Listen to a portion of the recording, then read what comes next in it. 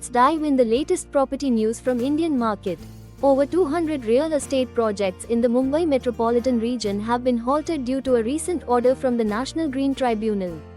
The directive, issued on August 9 and effective nationwide, mandates that projects exceeding a built-up area of 20,000 square meters and located within a 5-kilometer radius of eco-sensitive zones must obtain environmental clearance from the central government instead of state authorities. The affected projects are primarily in areas surrounding the Sanjay Gandhi National Park, Flamingo Bird Sanctuaries in Thane and Navi Mumbai, and the Tangareshwar Wildlife Sanctuary in Vasai Virar.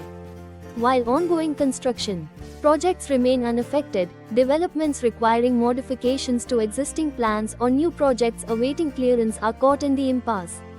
The real estate sector has expressed frustration, not with the order itself, but with the lack of implementation guidelines from the Union Ministry of Environment, Forests, and Climate Change. Developers report that state agencies are unable to process clearances due to the order, while central agencies lack the necessary framework to handle applications. Hari Babu, National President of NAREDCO, highlighted the administrative deadlock, stating, "Neither state nor central authorities are in a position to process approvals." The stalled projects, including redevelopment efforts and newly launched ventures, have led to cost overruns and delays. Developers such as Anuj Goradia of Dosti Realty have expressed concern over escalating expenses as projects remain on hold. Creedy MCHI, a prominent developers association, has filed a petition with the Supreme Court, seeking a stay on the NGT order until a special central committee is established to evaluate projects. The court has directed the MoE FCC to respond to queries, with the next hearing scheduled for January 21. Industry leaders, including Dominic Rommel of Creedy MCHI, have urged the government to allow state-level hearings to resume until central mechanisms are in place.